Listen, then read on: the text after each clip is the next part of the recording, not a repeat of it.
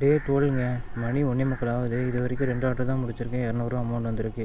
First order வந்து long order 120 வந்துச்சு. இந்த ஷிப்பில் ஒரு 4 ஆர்டர் முடிப்பேன்னு நினைக்கிறேன். நேற்று லஞ்சில் 8 ஆர்டர் முடித்தேன். வெயிட் பண்ணி பார்க்குறேன். மணி இப்போது 8:15 ஆகுதுங்க. மிகப்பெரிய ஆர்டர் பார்த்துருக்காங்க. வெறும் 3 ஆர்டர் தான்.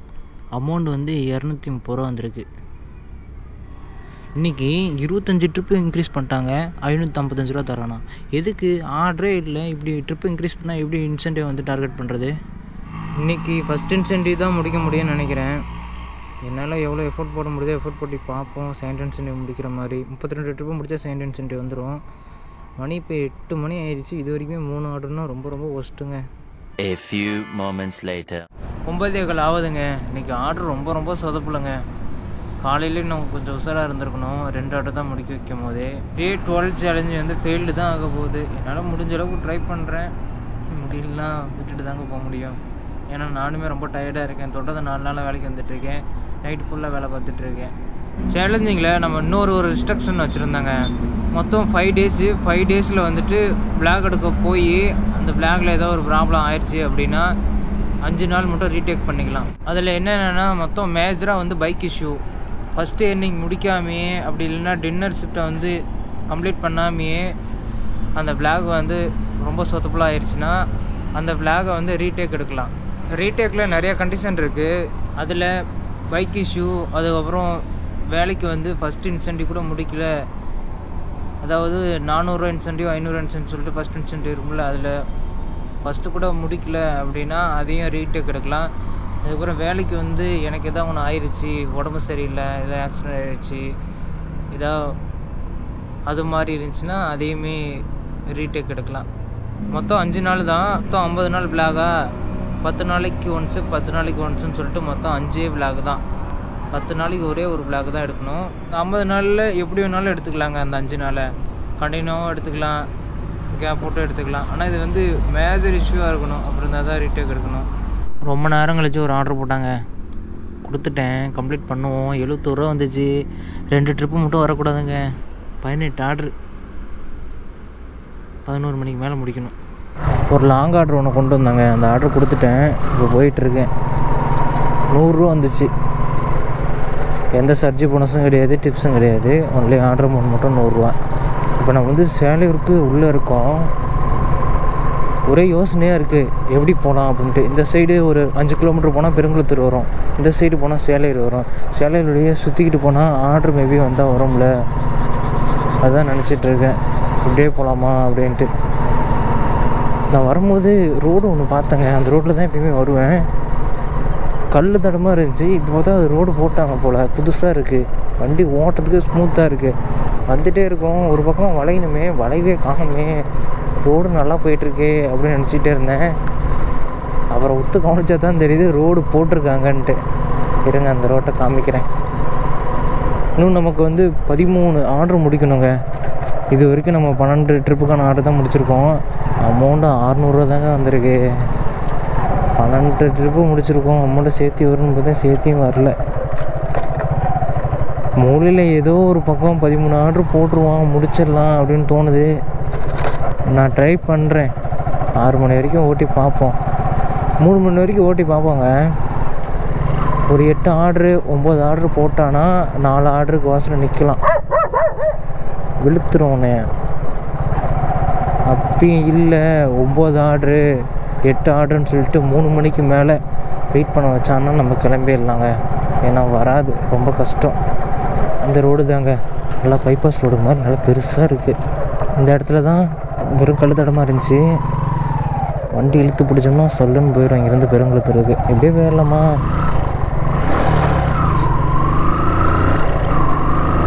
என்ன இங்கே லைட்டு மட்டும் வச்சாங்கன்னா இன்னும் சூப்பராக இருக்கும். லைட்டு வைப்பாங்களான்னு தான் தெரியல. தொலையாக வச்சா கூட போதுங்க. ரோடு நல்லா பெருசாக இருக்குது. வண்டி அதிகமாக போகிறது இல்லை, வரது இல்லைங்க. அதனால தான் நான் வைப்பாங்களா இல்லையா அப்படின்னு தெரியலன்னு நான் சொல்கிறேன். ஆனால் இங்கே நிறைய அப்பார்ட்மெண்ட் இருக்குது. வச்சா நல்லா தான் இருக்கும். ரோடு செம்மையாக இருக்குங்க. அந்த மலையில் சின்ன லைட் எரியுது. நைட் டைமில் சுகி கூட நல்லா தாங்க இருக்குது. இது வேறு ஒன்று எரிஞ்சிக்கிட்டே இருக்குது. நல்லா ஜிலு ஜிலன்னு காற்று. எந்த தொல்லையுமே இல்லாத ரோடு, தனிமையான ஒரு வாழ்க்கை. எங்கேயும் நம்ம வந்து ரொம்ப ஹைட்டில் இருந்து போயிட்டுருக்கும் போது ஒரு காற்று வரும்ல, அது மாதிரி வருதுங்க. நல்லா ஜில்லுன்னு ரொம்ப ஃப்ரீயாக இருக்குது. இந்த சைடெலாம் பாருங்கள், வீடே இல்லை, காடு தான். இந்த சைடு தான் கொஞ்சம் அப்பார்ட்மெண்ட் இருக்குது. எனக்கு பக்கத்தில் அப்பார்ட்மெண்ட்டு வீட்டில் இருந்தால் எனக்கு ஒரு மாதிரி இரிட்டேட்டிங்காக, ஒரு டென்ஷனாக இருக்கிற மாதிரி இருக்கும். ரொம்ப அப்செட் ஆயிடுவேன் நான். கன்னியாகுமரி டு சேலம் ஹைவே அந்த ரோட்டில் வரும்போது ரொம்ப ஜாலியாக இருந்துச்சுங்க. இதே மாதிரி தான் நல்ல பெரிய ரோடு. உங்களுக்கு வந்து வியூ கொஞ்சம் பிளாக்காக தான் தெரியும். பைக்குக்கு நான் இன்ஜின் ஆயில் மாற்றணும்னு நினச்சிக்கிட்டே இருந்தேன். 2000 கிலோமீட்டர் ஓட்டிட்டேன். முன்ன வந்து ஈசன்னு சொல்லிட்டு ஒரு இன்ஜின் ஆயில் யூஸ் பண்ணிகிட்டு இருந்தேன். இப்போ வந்து கேஸ்ட்ரால்னு சொல்லிட்டு ஒரு இன்ஜின் ஆயில் யூஸ் பண்ணுறேன், சிந்தட்டிக் பேஸ்டு ஆயில். ஏன்னா நம்ம வந்து ரொம்ப லாங்கும் போகிறோம், ரொம்ப நேரம் கண்டினியூவாக ஓட்டிகிட்டே இருக்கோமா, அதனால் குவாலிட்டியான ஆயிலே போட்டுக்கலாம் அப்படின்னு சொல்லிட்டு தான் சிந்தட்டிக் ஆயில் போட்டுட்ருக்கேன். செல் ஆயில் தான் எப்பயுமே போடுவேன். அந்த ஆயில் பார்த்தா ப்ரீமியம் மினரல் ஆயில் அப்படின்னு தான் போட்டிருக்கு. அதனால் மினரல் ஆயில் நமக்கு வேணாம், நமக்கு வந்து சிந்தட்டிக் ஆயில் இல்லைன்னா ஃபுல்லி சிந்தட்டிக் ஆயில், ரெண்டில் ஏதோ ஒன்று யூஸ் பண்ணிக்கலாம் அப்படின்னு நினச்சிட்டு யூஸ் பண்ணிகிட்ருக்காங்க. காரில் லாங் ட்ரைவ் போனால் ஜாலியாக இருக்குங்க. பைக்கில் போகிறதுக்கும் காரில் போகிறதுக்கும் நிறைய வித்தியாசம் இருக்குது. ப்ரோஸும் இருக்குது, கான்ஸும் இருக்குது. எனக்கு தெரிஞ்ச வரைக்கும் காரில் வந்து நம்ம ரொம்ப ஃப்ரீயாக போகலாம், எந்த லக்கேஜும் நம்ம மேலே மாட்டிக்க தேவையில்லை. பைக்கில் போகணுன்னா அங்கங்கே வந்து பெட்டிலாம் செட் பண்ணிக்கணும். அந்த பெட்டிக்குள்ளே வந்து நிறைய துணிமணி தேவையான பொருள்லாம் எடுத்து உள்ளே வைக்கணும். அதுக்கப்புறம் நம்மளுமே ரைடிங் ஜாக்கெட்லாம் போடணும். அந்த ட்ரிப்பு வந்து போன மாதிரியே இருக்குது. நல்லா இயற்கை காத்தோட ஜாலியாக என்ஜாய் பண்ணிட்டு போனால் தான் ட்ரிப்பு போன மாதிரி இருக்கும். ஃபுல்லாக கவர் பண்ணிட்டு போனால் என்ன இருக்குது அதில். ஆனால் கார் அப்படி இல்லை ஜாலியாக நின்றுட்டு, அதுவும் ரூஃப் ஓப்பன் பண்ணுற மாதிரிலாம் இருந்தால் இன்னும் சூப்பராக இருக்கும். மொட்டை மாடி, நான் காருன்னு ஒன்று வாங்கினா அப்படி தான் வாங்குவேன். மேலே வந்து மொட்டை மாடி தெரியணும், ஃபுல்லுமே தெரியணும். அஞ்சான் படத்தில் வரும்ல அந்த கார் மாதிரி. A few minutes later. மணி இப்போது 2:30 பக்கமாக ஆகுதுங்க. நமக்கு இன்னும் 10 ட்ரிப்பு தேவை. ஃபஸ்ட் இன்சென்டிவ் முடிக்க 555 ரூபா. இன்றைக்கின்னு பார்த்து 25 ட்ரிப்பாக போட்டுட்டான். இப்போ ஒரு ஆர்டர் எடுத்துகிட்டு போயிட்டுருக்காங்க. இந்த ஆர்டரு நான் 300 ரூபாய்க்கு பெட்ரோல் அடிச்சனால இந்த ஆர்டர் கிடச்சின்னு சொன்னால் நம்ப முடியுதா? அதுதான் உண்மை. தாம்பரத்துலேருந்து காட்டாங்குளத்திற்கு ஒரு ஆர்டர் எடுத்துகிட்டு போனாங்க, பீஸா ஆர்டரு. 230 ரூபா பக்கமாக வந்துச்சு. அடுத்து ரிட்டன் வந்தேன்னா அப்புறம் நினச்சிக்கிட்டே வந்தேன், ரிட்டன் ஆர்டர் வந்தால் இந்த ஆர்டர் ஃபுல்லுமே நமக்கு வந்து ப்ராஃபிட்டாக இருக்கும், ரிட்டன் ஆர்டர் வரலைன்னா ப்ராஃபிட்டே இருக்காதே அப்படின்னு சொல்லிட்டு நினச்சிட்டே வந்தேன்னா அப்புறம் வண்டி வந்து ட்ரை ஆகிற மாதிரி இருந்துச்சு. இங்கே பெட்ரோல் பங்க் இருக்குது பாருங்கள், பாரத் பெட்ரோல் பங்கு. அங்கே போய் பெட்ரோல் அடித்தேன். பெட்ரோல் அடிச்சுட்டு இருக்கும்போது ஆர்டர் வந்துச்சு. என்னடா ஆர்டர் அப்படின்னு பார்த்தா, இன்ஜினுக்குள்ளேயே இருக்கிற திண்டுக்கல் தரப்பா கட்டி அப்படி இப்படி போய் சுற்றி எடுத்துகிட்டு வரணும் அப்படின்னு சொல்லியிருந்துச்சு.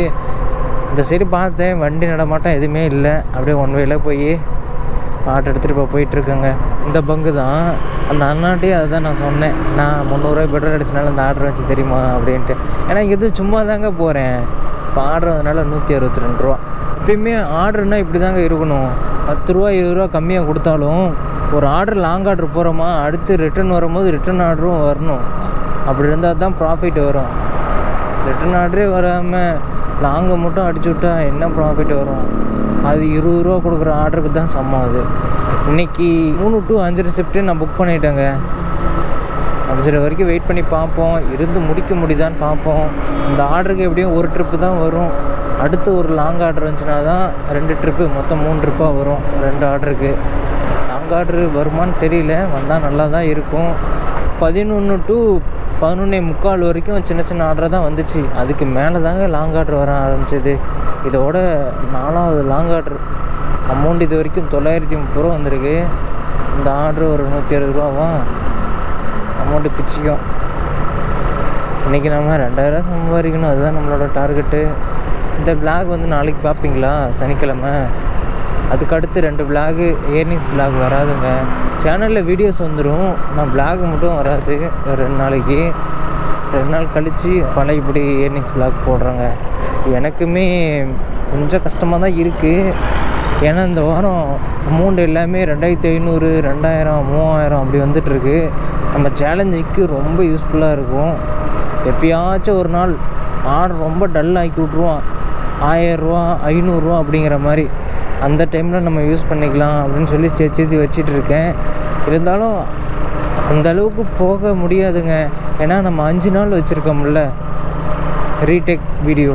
அதனால் அப்படி ஆகாது. இருந்தாலும் ஒரு சில நாளில் 1300 1400 ஃபஸ்ட் இன்சென்டிவ் அடிச்சிட்டாவே அந்த விளாக் கண்டிப்பாக வந்துடுங்க. லைஃப் ஸ்டைல் விளாக் போட்டு ரொம்ப நாள் ஆகுது. அது ஒரு விளாக் போடணும். அப்புறம் இன்னொரு விளாக் ஒன்று யோசிச்சுட்ருக்கேன். அந்த விளாக் திங்கக்கிழமை வருங்க, மறக்காமல் செக் பண்ணி பாருங்க. A few moments later. என்ன சொல்கிறதுனே தெரில. மணி வந்து இப்போது 3:15 ஆகுது. நமக்கு இன்னும் 7 ஆர்டர் தேவைப்படுது ஃபஸ்ட் இன்சென்டிவ் முடிக்க. இன்னும் ஒரு 1.5 மணி நேரம் வெயிட் பண்ணி பார்க்கலாங்க. முடிக்க முடியுதான்னு பார்ப்போம். இல்லைன்னா கிளம்பிடலாம் வீட்டுக்கு. டெய்லியும் 1000 ரூபா இன்சென்டிவ் எடுத்துகிட்டு இருந்தவனே 275 ரூபா கொடுத்தா எப்படி தாங்கும் மனசு? ரொம்ப வலிக்கும்ல. அப்படி தான் இருக்குது எனக்கும். கூட்டி கழிச்சு பார்த்தா 1400 தான் வருது இன்சென்டிவோட சேர்த்து அமௌண்ட்டு. ஆர்டர் ஒழுங்காக போட்டோன்னா பரவாயில்ல, போடலைன்னா ரொம்ப கஷ்டமாக போயிடும். ஒழுங்காக போய் தூங்கிட்டாச்சும் இருந்திருக்கலாமே அப்படின்னு தோணும். A few minutes later. இந்த லாகின் போனஸுக்கோசரம் தான் ஷிஃப்ட்டையே மாற்றி வேலை செஞ்சேன். இந்த போனஸே கிடைக்கலங்க. மொத்தம் 16 ஆர்டர் பார்க்கணும். 16 ஆர்டர் பார்க்க முடியல. சும்மா லாங் ஆர்டரே போட்டுகிட்டே இருந்தான். நான் கூட சின்ன ஆர்டர் போடுவோம் அப்படின்னு பார்த்தேன். சின்ன ஆர்டரே போட மாட்டான். அமௌண்ட் 1292 ரூபா வந்திருக்கு. 20 ட்ரிப்பு முடிச்சிருக்கோம். நமக்கு இன்னும் 5 ஆர்டர் தேவை ஃபஸ்ட் இன்சென்டிவ் அடிக்கவே. டைம் இப்போது 4:30 ஆச்சு. 3:30க்கு லாங் ஆர்டர் போட்டான். அந்த ஆர்டரை கொண்டு போய் டெலிவரி பண்ணது 4 மணிக்கு. அங்கேயே நின்று யோசிச்சுக்கிட்டே இருந்தேன், வீட்டுக்கு போயிடலாமா இல்லை ஜோனுக்கு போகலாமா அப்படின்ட்டு. ஏன்னா கொடுத்த லொக்கேஷனில் இருந்து என் வீட்டுக்கும் ஜோனுக்கும் ஒரே டிஸ்டன்ஸ் தான். அதனால தாங்க வீட்டுக்கு போயிடலாம் அப்படின்ட்டு.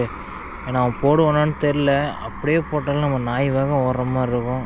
வேண்டாம்பா சாமி அப்படின்ட்டு நான் வந்துட்டேன். ஏற்கனவே ரொம்ப தூக்கத்தில் இருக்கேன். சரி, ஓகேங்க. இந்த வீடியோ நினைக்கிறேன்.